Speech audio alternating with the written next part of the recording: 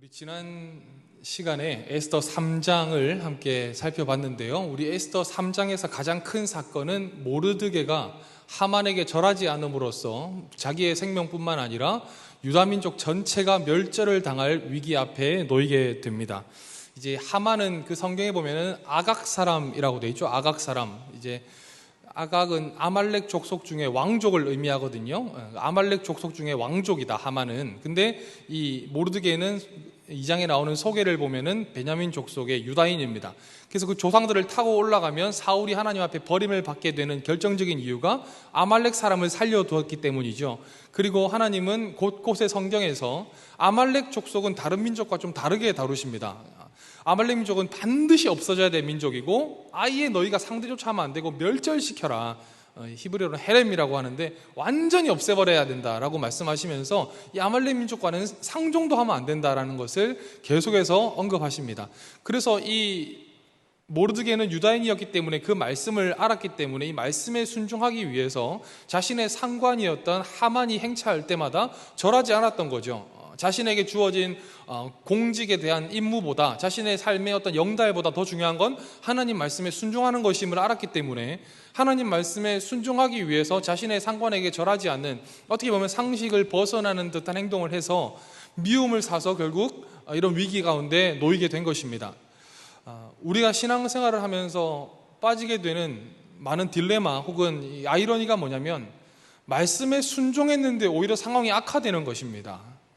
분명히 이게 내 뜻을 위해서 한 것도 아니고 어떤 나의 목적과 나의 인생의 영달과 번영을 위해서 한 것이 아니라 하나님 말씀임을 알기 때문에 어떤 수치와 당시에는 더 좋은 선택을 할 수 있었던 것을 무릅쓰고 이것을 하나님 말씀에 순종하는 것을 선택했는데, 그러면 뭔가 좋은 보상이나 하나님께서 더 길을 열어주셔야 됨에도 불구하고 오히려 상황이 악화되는 거죠. 오늘 모르드게가 하만에게 절하지 않는, 하나님 말씀에 순종하기 위해서 하만에게 절하지 않았는데 오히려 자신의 목숨뿐만 아니라 자신의 민족 전체가 멸절을 당할 위기에 처해지게 된 것입니다. 사랑하는 여러분, 우리가 신앙생활에서 적잖이 낙심하게 되고 우리의 신앙을 뒤흔드는 일들이 무엇이겠습니까? 예수님을 믿어도 여전히 고난을 당하고, 예수님을 믿는데 구원의 확신이 있는데도 병 걸릴 거 다 걸리고, 믿지 않는 사람이 당하는 사건 사고가 우리에게 똑같이 임할 때 우리는 사실 당황합니다. 적잖이 마음이 무너지게 됩니다. 성령께서 내주하시고 하나님이 눈동자처럼 지키신다고 하셨는데 왜 도대체 나한테 이런 일이 벌어지는가? 우리는 되물을 수밖에 없다는 것이죠. 믿음의 선배님들이 앉아 계신데 늘 그런 경험은 저보다 더 많이 하셨겠죠. 말씀대로 분명히 살았고 순종했고 누구보다 충성했는데 당황스러운 일을 만나거나 사건 사고 가운데 있을 때 우리의 마음은 무너질 수 있습니다. 예수님을 믿었는데도 이런 일이 우리에게 계속 벌어진다는 것이죠. 그럼 우리는 이런 문제를 어떻게 대해야 되는가? 우리가 한 가지 인정해야 되는 것은 우리에게 벌어지는 일은 우리가 통제할 수 없다는 것입니다. 우리가 이 신앙생활을 해나가면서 반드시 세워야 되는, 큰 인정해야 되는 원칙 중에 하나는 나에게 벌어지는 일은 내가 통제할 수 있는 영역이 아니다. 그건 내 영역이 아니다. 그것은 오직 하나님의 영역이시기 때문에 내가 알 수도 없고 이해할 수도 없고 조작할 수도 없다. 그러면은 그것은 하나님의 영역이라면 우리의 영역은 무엇입니까? 그것에 대한 반응이 우리의 영역입니다. 하나님이 우리의 삶에 벌어지는 일을 주관하신다면 우리의 책임, 우리의 믿음은 무엇이냐면 그 일에 대해서 믿음으로 반응하는 것이란 거죠. 우리가 신앙생활을 하면서 잊지 말아야 되는 정말 중요한 원칙은 우리의 삶에 벌어지는 일들, 우리의 삶에 일어나는 파도는 철저하게 하나님께 달려있는 일입니다. 그것을 이 땅에서 이해되는 일도 있지만 대부분은 이해할 수 없는 어려운 가운데 우리는 처할 수 있지만 거기에 함몰되어서 여전히 헤매는 인생을 사는 것이 아니라 믿음으로 살기 위해서는 한 가지 인정해야 된다는 거죠. 뭡니까? 하나님의 영역과 나의 영역을 구분해야 됩니다. 나에게 벌어지는 모든 일은 내가 조절하는 것이 아니다. 하나님의 영역이다. 그러면 나의 영역은 뭡니까? 반응하는 거란 것이죠. 요새 TV에서 리액션이란 말 많이 쓰죠. 믿음은 리액션입니다. 하나님이 벌이는 일, 하나님이 우리의 삶에 보내시는 일에 대해서 우리가 어떻게 반응하느냐가 우리의 역할이고 우리의 믿음이지, 우리가 믿음이 있다고 해서 우리의 상황과 환경과 조건을 마음대로 조절할 수 있다고 하는 것은 기독교 판타지입니다. 현실에 없는 이야기입니다. 사랑하는 여러분, 예기치 못한 질병이 임했습니까? 우리가 전혀 상상치 못한 사고를 당하셨습니까? 예. 그거에 대해서 하나님 앞에 물었을 때 하나님이 답을 주시면 그건 참 감사한 일이고, 그 일 때문에 뭔가 나에게 깨달음이 왔다면 좋은 일이지만 그냥 평생 안고 가야 되는 궁금증으로만 내 삶에 남는 어려움들도 있습니다. 그럼 우리가 거기 매몰되다 보면 너무 귀중한 시간과 힘들을 헤매는 데다 쓴단 말이에요. 왜 이런 일이 벌어졌을까 하면서 왜를 계속 물어보는데 그건 사실 이 땅에서 해결되지 않는 일입니다. 거기서 우리가 외쳐야 되는 건 무엇입니까? 내가 무엇을 해야 합니까, 하나님? 내게 지금 요구하시는 믿음의 자세가 무엇입니까? 오늘 모르드게가 하만에게 절하지 않았을 때, 오히려 이런 어려움이 닥쳤을 때 하만이 그런 어려움을 계속해서 자신의 생명뿐만 아니라 유다민족 전체를 없애려고 하는 어려움을 자신의 삶에 왔을 때 모르드게는 뭐냐면 거기에 믿음으로 반응했다는 거죠. 우리 히브리서 11장 새벽마다 살펴보고 있는데 믿음장이라 그러죠. 믿음으로 누구누구는 이렇게 했다. 믿음으로. 이 공통점이 뭔지 아십니까?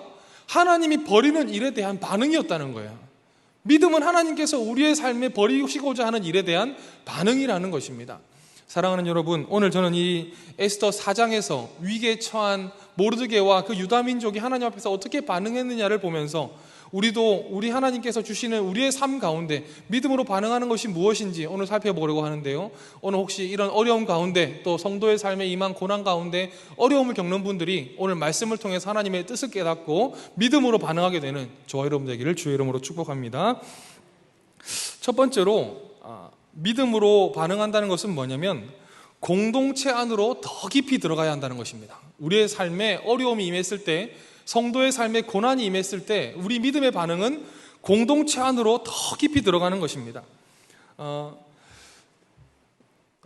하만이 전 각지에, 당시 아프리카에서부터 지금 무슨 스탄으로 끝나는 그런 나라까지, 서남아시아까지 당시 페르시아가 통치했습니다. 그런데 그 모든 곳곳에 유다인들과 다른 민족들이 모여 살았는데 지금으로 치면 전보를 친 거죠. 보발꾼들이 말을 타고 뛰어갔습니다. 뭘 붙였냐면 12월 며칠에 요 날에는 유다인들을 향한 약탈이 허용된다. 유다인들을 다 죽여도 좋고 그 안에 있는 세간살이를 다 가져가도 좋다고 하는 방이 붙은 겁니다. 그러니까 생각해보시오. 여러분이 집에 살고 있는데 불량배들이 집 앞에 어슬렁어슬렁 거려요. 그러면서 저 냉장고는 내가 가져가야지, 저거는 내가 훔쳐야지, 저 유리창 막 깨는 소리도 들리고, 얼마나 두렵겠습니까? 이게 얼마나 무섭겠습니까? 유다인들이 사는 지방에는 그 방이 붙으면서 그렇게 흉흉하고 위협적인 일들이 계속 벌어지게 됐어요. 근데 이렇게 벌어지는 상황 가운데 유다인들 혹은 이 모르드게의 반응이 무엇이냐면 1절 말씀을 보니까 모르드게가 이 모든 일을 알고 자기의 옷을 찢고 굵은 베옷을 입고 재를 뒤집어 쓰고 성중에 나가 대성통곡하며, 모르드게가 자신의 옷을 찢고 재 위에 무릎쓰고 애통했다는 거예요. 근데 이게 혼자 한 것이 아니라 3절 말씀을 보면 왕의 명령과 조서가 각 지방에 이름에 유다인이 크게 애통하여 금식하며 울며 부르짖고, 혼자 울며 부르짖은 것이 아니라 당시 있는 모든 유다인들이 한 마음으로 애통하며 금식하며 하나님 앞에 부르짖었다는 것입니다. 뿐만 아니라 이 에스더는 왕궁 안에 있었죠. 그래서 아예 이 일 자체를 몰랐습니다. 그래서 이 모르드게가 막 왕궁 앞에까지 가서 그런 몰골을 가지고 애통하고 울고 하니까 이 소식이 들어가서, 근데도 에스더는 이해를 못하고 옷을 보내줘요. 그 옷 벗고 이거 좋은 옷 입어라. 근데 그때 자신에게 온 그 사신에게 자신의 어떤 편지를 주는 거죠. 지금 이런 상황이다. 네가 왕궁에 있어서 모르나 본데 우리가 다 죽게 생겼다고 하면서 에스더까지도 그 공동체로 끌어들여서 함께 기도의 자리로 초청했다는 것입니다.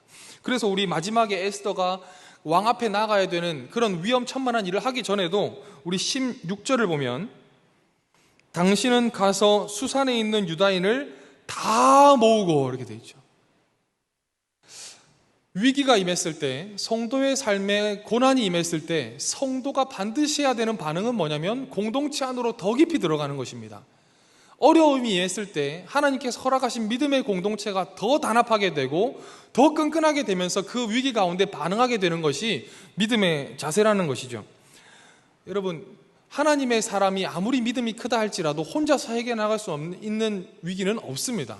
혼자서 이겨낼 수 있는 고난은 결코 없습니다. 어떻게 해야 됩니까? 믿음의 공동체가 함께 해야 됩니다.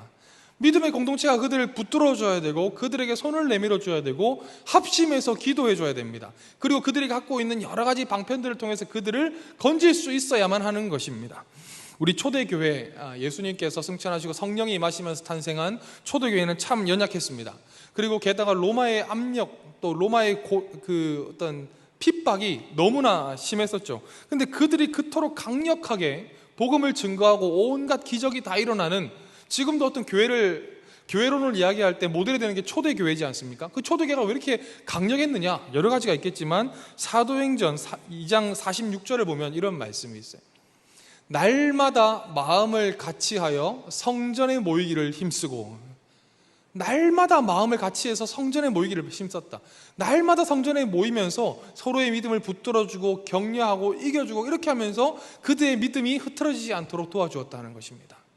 사랑하는 여러분, 위기가 있습니까? 고난이 있으십니까? 공동체 안으로 더 들어가셔야 됩니다. 더 공동체 안으로 들어오셔서 그 가운데 서로의 믿음을 붙들어줘야 됩니다. 산악회랑은 다른 겁니다. 뭐 동네 에어로빅 모임하고는 그거는 질적으로 다른 겁니다. 격려는 할 수 있고 거기서 한탄을 할 수 있지만 믿음으로 일으키는 것은 어디밖에 안 됩니까? 교회 말고는 없습니다. 하나님께서 허락하신 이 믿음의 공동체에 더 깊이 들어오시고 이 가운데서 서로에게 연대를 할 때 하나님께서 그 고난에 이길 힘도 주시고 우리를 분명히 어려운 가운데서 승리케 하신다는 것입니다.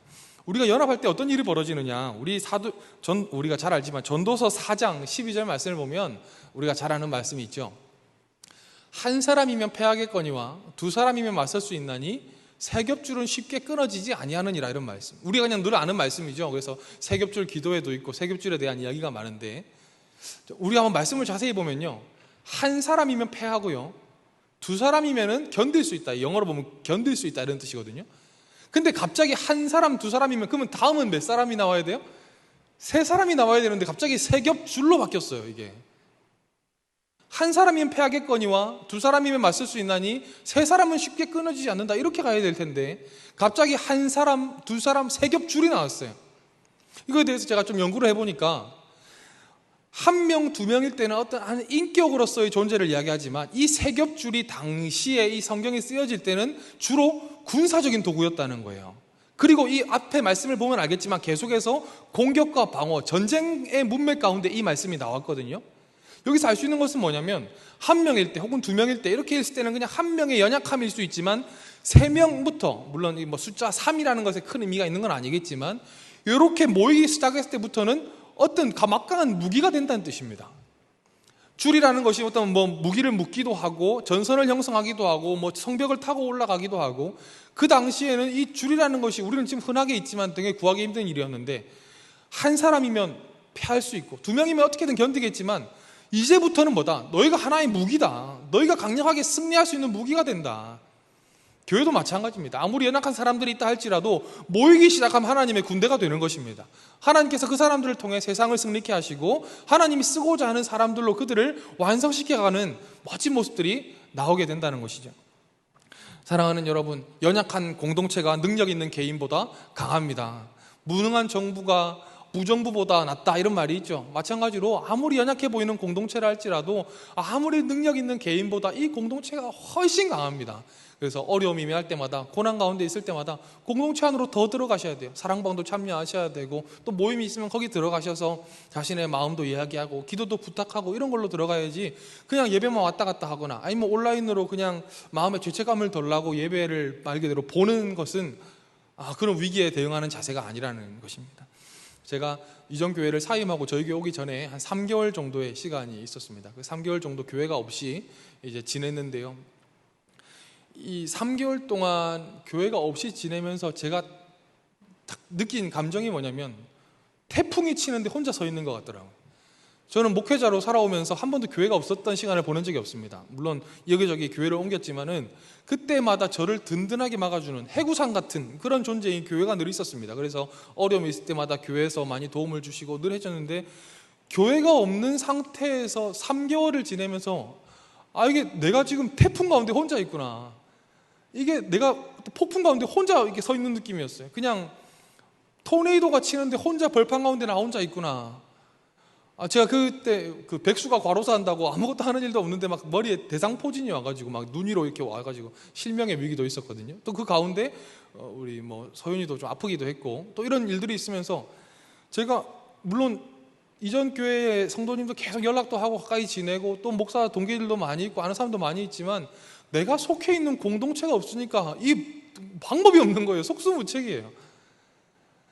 집 근처에 좋은 교회가 있어서 주일마다 예배도 잘 드렸습니다. 은혜도 많이 받았습니다. 그런데 정말 저 혼자 비틀비틀거리면서 점점 삐쩍삐쩍 말라가는 게 느껴졌어요. 게다가 제 아내와 소윤이도 처음으로 교회가 없이 이렇게 둥 떠 있는 상태가 되니까 얼마나 영적으로 또 심적으로 고난을 겪는지 제가 보니까 느껴지더라고요.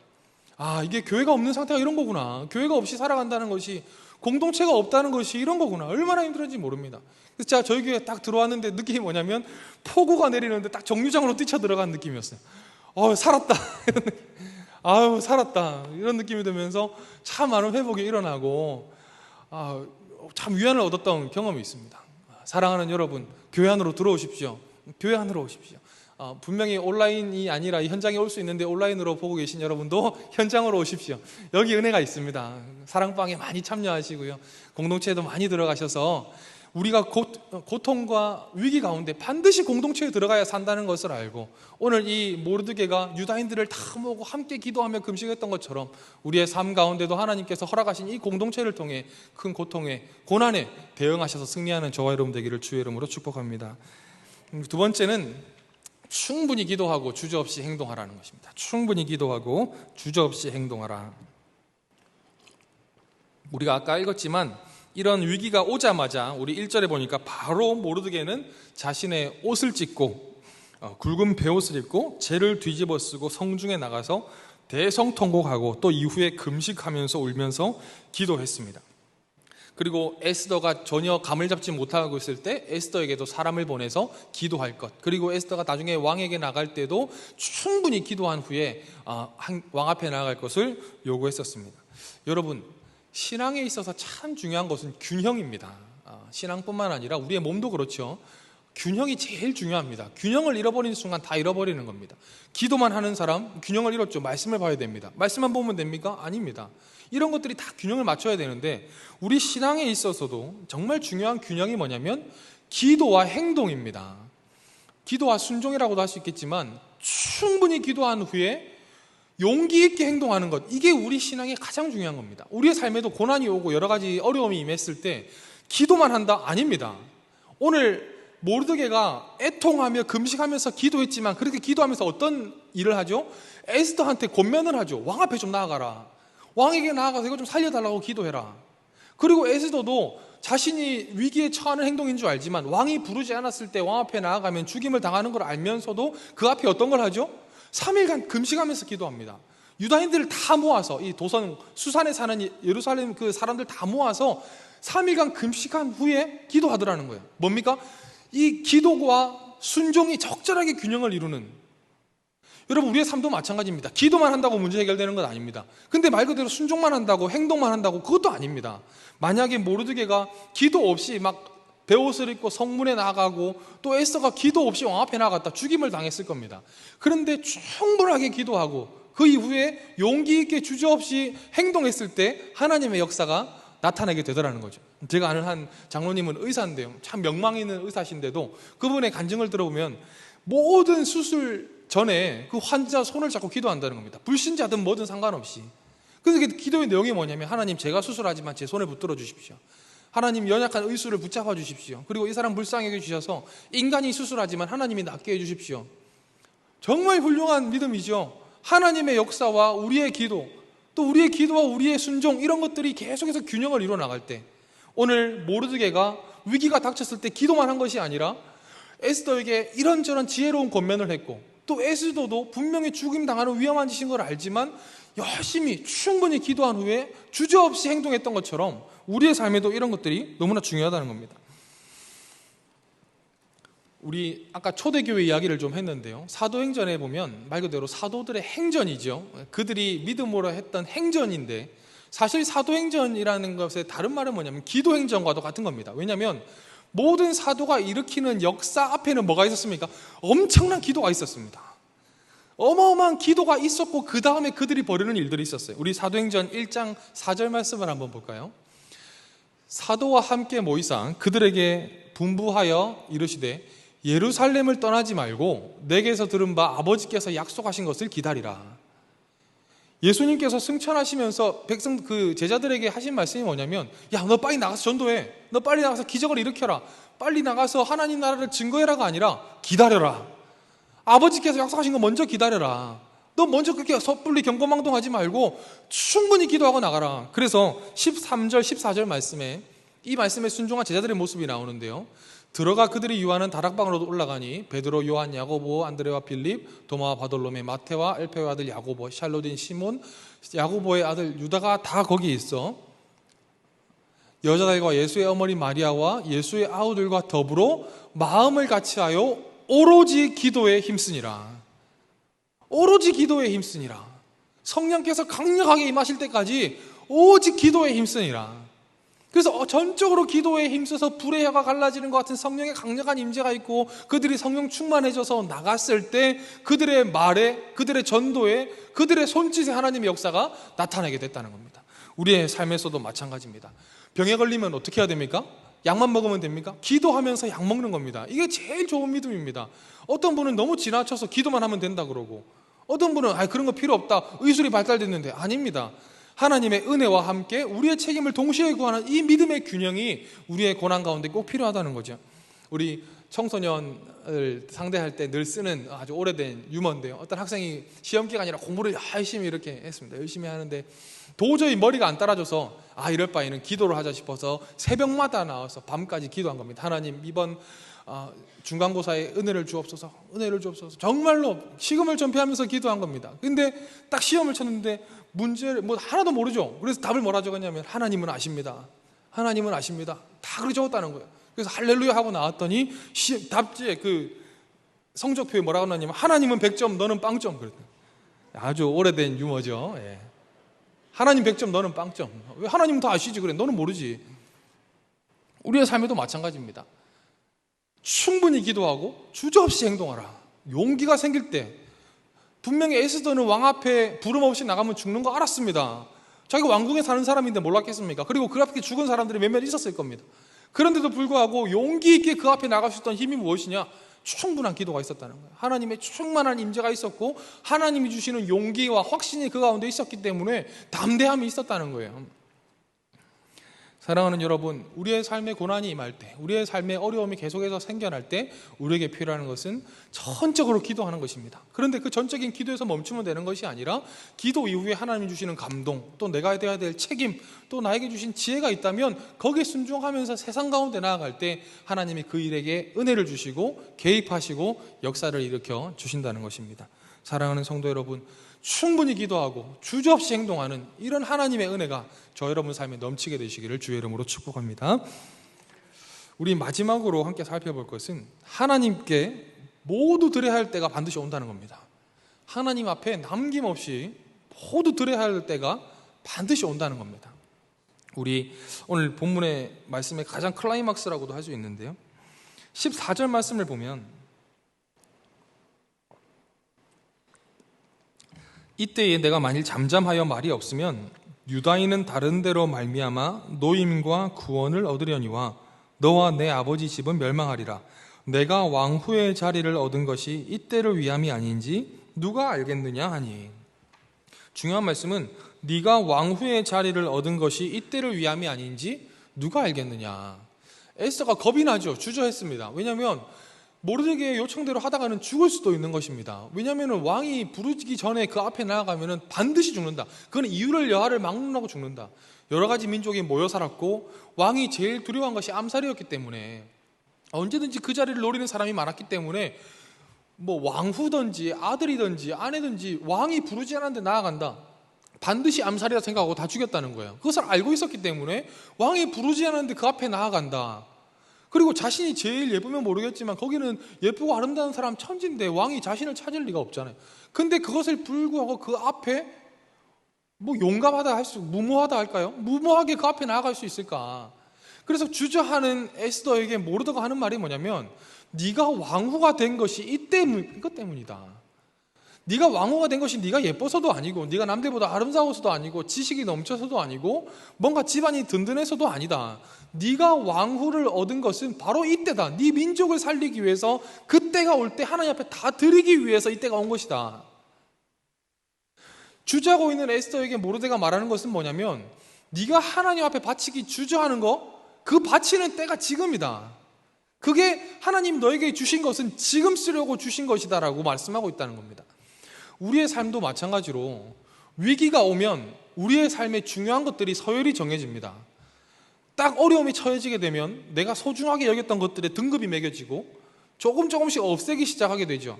근데 그래 마지막까지 남는 것이 제일 소중한 것인데, 에스더도 자신의 민족이 완전히 멸절당하게 된 이 상황 앞에서 자신에게 가장 소중했던 건 이 왕후의 자리였던 거예요. 이것마저 내놓을 수는 없다. 이것도 목숨까지 내놓을 수는 없다. 근데 그때 모르드게의 말은 뭐냐면, 네가 왕후의 자리를 얻은 것이 이 때문이 아니냐. 너 이것 때문에 네가 그 자리에 올라간 거 아니냐. 모든 것이 은혜로 이 자리에 올라갔다는 것을 아는 네가 어떻게 그렇게 주저할 수 있느냐라고 하면서 직언을 서슴지 않다고 있다는 것이죠. 우리의 삶에도 마찬가지로 하나님이 저와 여러분에게 남들보다 더 주신 게 있습니다. 건강을 주셨을 수도 있고요, 물질을 주셨을 수도 있고, 또 운이 좋아서 남들보다 더 배웠을 수도 있습니다. 아니면 어떤 고위직에 놓여질 수도 있습니다. 그거 여러분이 잘나서 얻은 것이 아닙니다. 어떻게 우리가 잘나서 내가 노력 많이 해서 된 것이 아니라 하나님의 기가 막힌 은혜와 도우심이 있었기 때문에 그것을 얻게 된 것입니다. 그런데 그것을 얻은 것이 그냥 내가 품고 평생 잘 먹고 잘 살기 위해 주신 것이 아니라 하나님의 때가 반드시 있다는 거예요. 분명히 하나님의 때에 그것을 쏟아붓기 위해서 모아놨다. 그렇게 생각하면 틀리지 않고 위기와 어려움 가운데 충분히 대응할 수 있다는 거예요. 그런데 이 어려움 가운데 계속 그것을 쥐고 있으려고 하다가는 결국에 어려움에 처할 수밖에 없겠죠. 오늘 그 에스더에게 말하는 게 뭐냐면, 유다인들은 다른 데로 말미암아 노임을 받는다. 네가 헌신하지 않아도 우리는 반드시 산다. 하나님의 언약을 기억했던 거죠. 네가 헌신하지 않아도 우리는 다 사는데 너는 멸망할 것이다. 너는 망하게 될 것이다.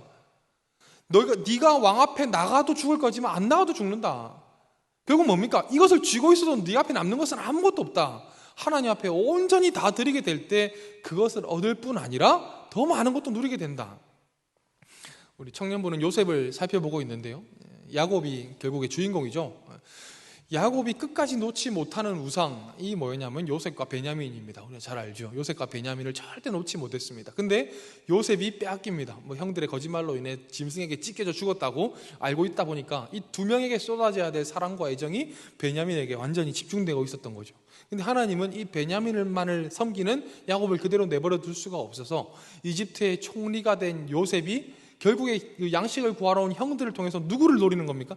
베냐민 데려와라. 니들이 정탐꾼이 아닌 걸 증명하려면 네가 그 말했던 그 동생들 데려와라. 전 세계에 있는 기근과 흉년을 통해서 결국 하나님이 이런 일들을 통해 무엇을 노려가시냐면은 야곱이 끝까지 놓지 못하는 그 베냐민, 너 베냐민 내놔라. 그랬더니 야곱이 하는 말이 뭐냐면, 내가 지금 죽으면 죽을 것이다. 여기 말하고 비슷해요. 내가 그럼 죽으면 죽었지 베냐민 못 내놓는다 그러거든요. 그런데 하나님께서 그를 계속 몰아가시면서 결국 놓을 수밖에 없게 되는데, 그때 하는 말이 뭐냐면, 내가 이르면 이르리로다. 같은 믿음의 고백에서 나오는 거예요. 근데 그 야곱은 베냐민을 놓친 줄 알고 이제는 베냐민마저도 잃어버린 줄 알았는데, 베냐민을 놓게 되니까 누구까지 얻어요? 요셉까지 얻게 되는 거예요. 베냐민을 하나님 앞에 내려놨더니, 베냐민을 하나님 앞에 드렸더니 요셉까지도 같이 얻게 되더라.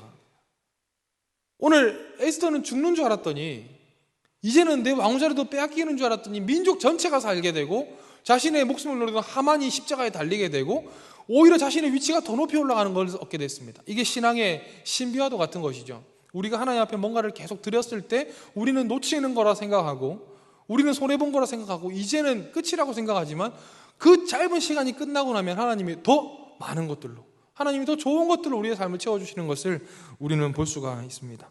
마가복음 10장 29절 30절 말씀을 보면 이런 말씀이 있는데요, 예수께서 이르시되 내가 진실로 너희에게 이르노니 나와 복음을 위하여 집이나 형제나 자매나 어머니나 아버지나 자식이나 전토를 벌인 자는 현세에 있어 집과 형제와 자매와 어머니와 자식과 전토를 100배나 받되 박해를 겸하여 받고 내세 영생을 받지 못할 자가 없느니라.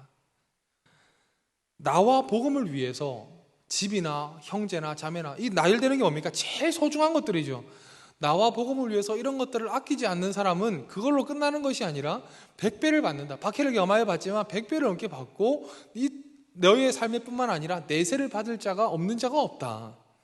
우리의 삶에도 여러분에게 말씀하고 계신다고 생각합니다. 하나님께서 저와 여러분에게 남보다 더 주신 게 분명히 있을 겁니다. 그거 눌러 앉으라고 주신 것이 아니라 하나님 나라 복음을 위해서 필요할 때가 분명히 있습니다. 그때 아낌없이 하나님 앞에 드렸을 때 오히려 풍성하신 하나님을 경험하게 되고 더 큰 하나님을 누리게 된다는 것이죠. 우리의 삶 가운데 위기가 닥치고 어려움이 닥치고 내가 도저히 해결할 수 없는 어려움이 있다면 그 가운데 내게 있는 것을 하나님 앞에 한번 드려보십시오. 하나님 앞에 내가 할 수 있는 것을 한번 다 드려보십시오. 오늘 에스더가 죽으면 죽으리이다 그렇게 하면서 무모한 결정을 해나만 하나님 앞에 나아갔던 것처럼 이 위기를 내가 가만히 있어도 죽고 왕궁 안에서 그냥 있어도 죽고 나가도 죽는 거라면 믿음의 행동을 한번 해보자. 믿음으로 하나님 앞에 한번 나아가보자. 그런 믿음으로 결단했을 때 하나님이 그들을 은혜로 건져주시는 것을 오늘 본문을 통해서 볼 수 있습니다. 저와 여러분의 삶에 하나님께서 우리에게 많은 것들을 허락하시겠지만 이미 허락하신 좋은 것들을 그냥 내가 품고 있으려고 하지 말고 하나님 어느 때인지 나에게 감동을 주십시오. 어느 때인지 나에게 말씀해 주시면 아낌없이 하나님 앞에 드리면서 나와 내 주변의 민족들과 또 하나님이 귀하게 계시는 교회가 하나님 앞에서 귀하게 다시 한번 일어나는 일에 잘 쓰임받을 수 있도록 하나님 나를 사용하여 주옵소서. 이 은혜가 저 여러분의 삶에 넘치게 되기를 주의 이름으로 축복합니다.